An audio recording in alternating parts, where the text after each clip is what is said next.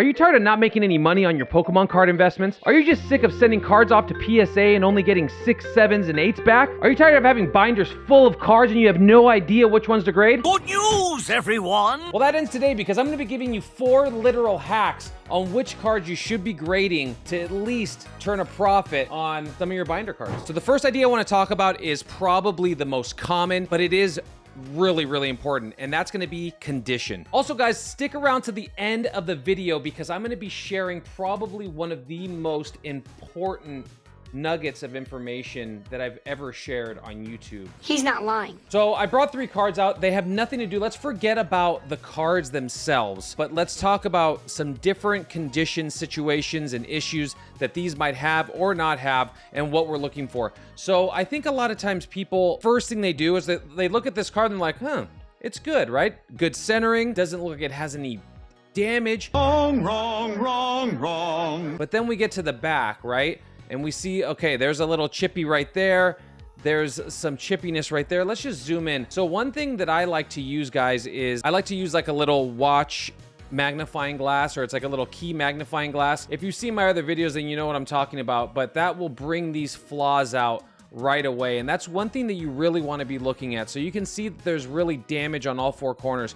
So based on that alone, I'm going to probably refrain from grading this card, even though it's very beautiful in the front. This is what I would call a binder piece, and it's not something that I would be looking at in terms of just condition-wise. So again, we're not taking into consideration which card this is per se, but just pure condition. So that's the first one, is always looking at edge wear, right? So the second card we're going to look at, doing the same thing. I picked 2 cards that have very good centering, because centering is a slam dunk yay or nay, right? We know if it's centered or not. If not, there's centering tools, which I've also talked about, so you can also look into something like that. We go to the back here and we're like, hey, wait a second. This card looks pretty good. Maybe some extra cardboard on the bottom, but they usually don't ding that bad for that. Corners look really good, right? One thing that we forget to do, and one thing that I never did early on while grading, and I'd always wonder, why did I get such a trash grade? We have to look at surface condition. So you can see that this one has a scratch right there. On this side, it actually even has a dent, which you can kind of see right there, okay? When I just shine the light ever so, like, I don't know what I'm saying. When I shine the light in a certain way, you can see the damn dent. One thing that I used to use before I actually started using magnifying tools is you can actually use a black light, which will bring up those imperfections even more. But every person has their kind of way of doing things. But this is one other aspect that I think we really forget about, and that is just surface condition. And it is something that PSA, or any grading service for that matter, definitely takes into consideration. And again, we're not taking the fact that this is a mall wild. Take that out of your minds. I'm talking purely on the fact that, yeah, whoa, this looks really good, except there is some definite surface damage on the card. All right, last example is something that I would say that we are looking for in general, okay? So if we're going through all of our check marks, our mental check marks, we're looking at centering. This looks well within 60-40. Always live within the 60-40 rule. You want perfect centering everywhere, obviously, but that's not always possible. We're going to do the same things we did before, right? We're going to check surface, we check centering, we go to the back, and we have very crispy corners, right? Exactly what we're looking for. And then also what we're looking for is that surface damage. So there is none that I was able to detect on this card. And this is one of those cards that just on purely on condition alone. We'll talk about what Pokemon to send, but Gardevoir is not a card that I'm sending. Like, I'm not sending this to grade, obviously, because it wouldn't be worth the plastic that it's in a PSA 10. But just purely on condition alone, this is what we're looking for. And obviously, people grade for different reasons, sentimental value to turn a buck, I get that. But if we're going for pure value and we're trying to make some money, or we're at least trying to expand the portfolio of our collection, we want to give ourselves the best opportunities to fetch high grades in every circumstance. So that really, you have to really be as particular as you possibly can, because believe me when I say, any grading company that's grading these cards, they are going to be scrutinizing your cards to oblivion, and in some cases that I've seen, maybe even damage them themselves. So yeah, condition. All right, so next factor I want to talk about is price trend. So I think this is a place where we kind of drop off when it comes to our due diligence and our homework. And a lot of times people just kind of look at condition and that's really it, right?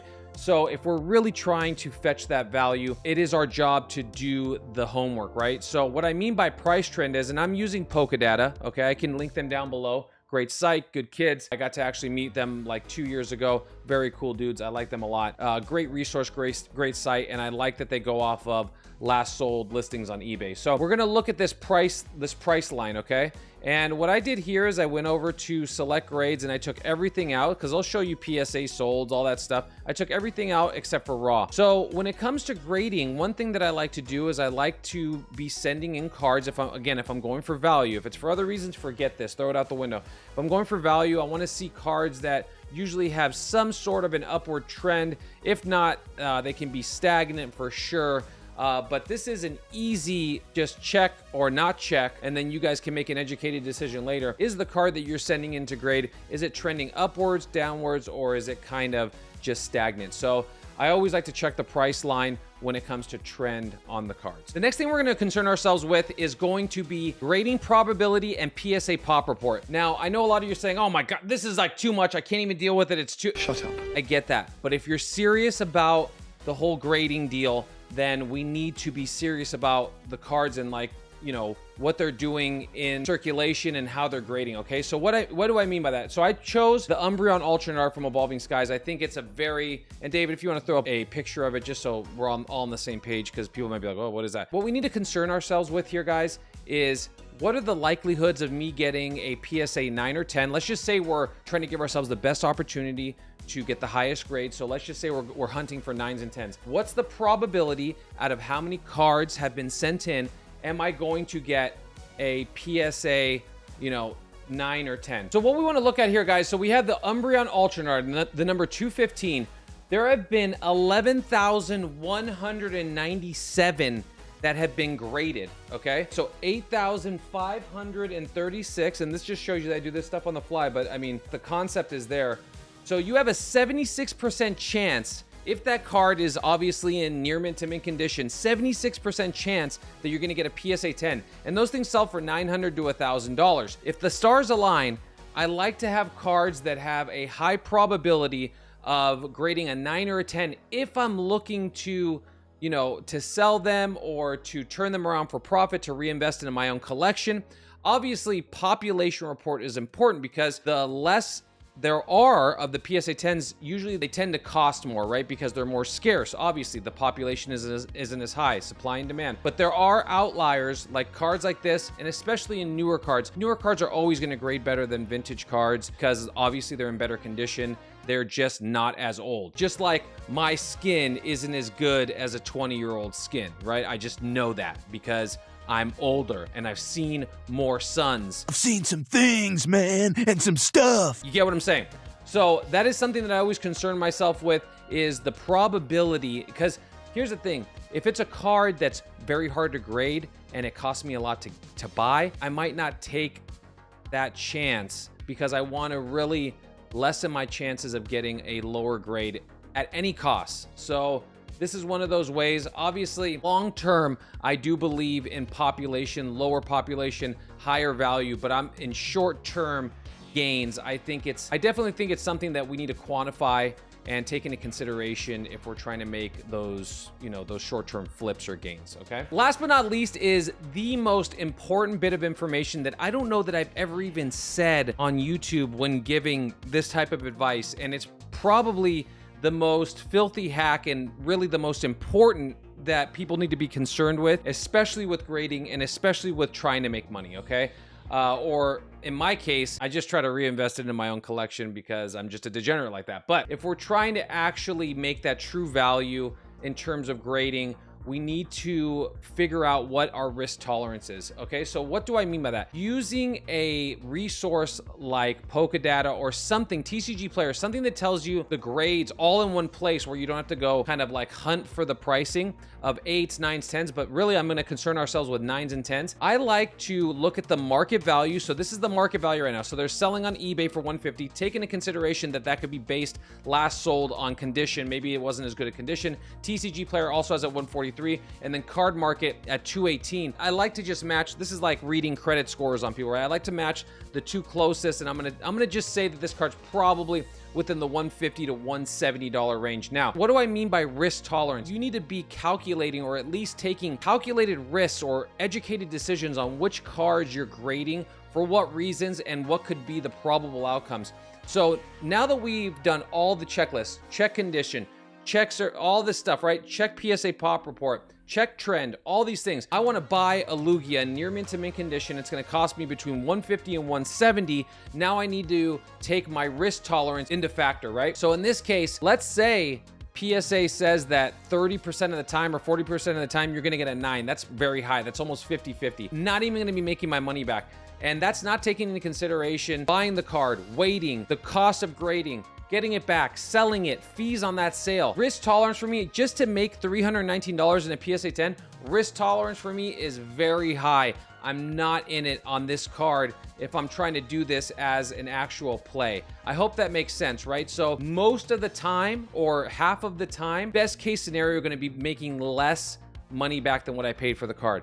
I'm not looking for that, okay? And I'm just using Lugia as an example. This formula, this format, it can be applied to any card that you're looking at, okay? So let's just lastly look at a card where the risk tolerance is much lower, and it's a card that I would definitely take a chance on, okay? Just poking around, and I found this card in Team Up. It is the Gengar Mimikyu Full Art. A lot of you guys probably have this card in your collection, okay? And again, guys, take this formula and use it on any card that you're thinking about grading, okay? Market on this card, 79, 64, 51. Let's take a median. Let's take a median of 65 to 70. Devil's Advocate, 70 bucks. Maybe you find it in Discord. You don't have to pay the fees on eBay, whatever. Now we're looking at our risk tolerance. Let's just even go into 7/8. So 7/8 don't look good. But let's say on this card, if it's near mint to mint, your chances are 50-50 of getting a PSA 9. Let's just say 50-50. You are at least making money on a PSA 9 and coming in at 110. Maybe you sell it at 100, maybe you sell it at 120. Let's just say 110, right? Card cost you 60 to 70 bucks to buy, 15 to grade. You're at 85 bucks. You're at least covering your nut, and it is a safe play where you're not losing money, like let's just say the Lugia. But if we look at the PSA 10, okay, and if we look at the trend, this card is trending upwards, okay? So this is one of those cards where trend comes into account.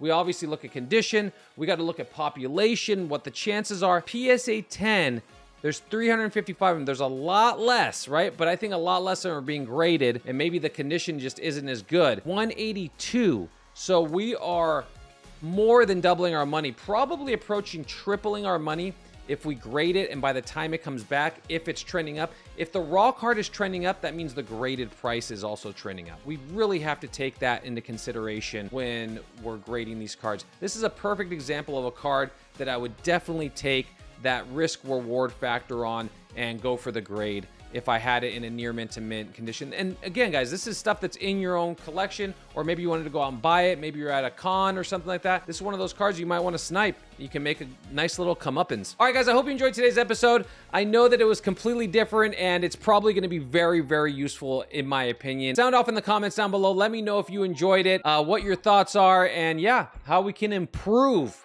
as a group moving forward in this new, brave Pokemon world. Why does he always do that? I love you all. I'm going to see you guys on the next live or the next episode. Peace out.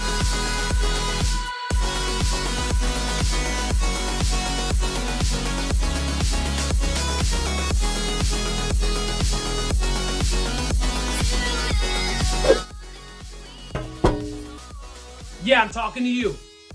It's time to hit the button already. Do it now. What do you think, I'm dancing for free here?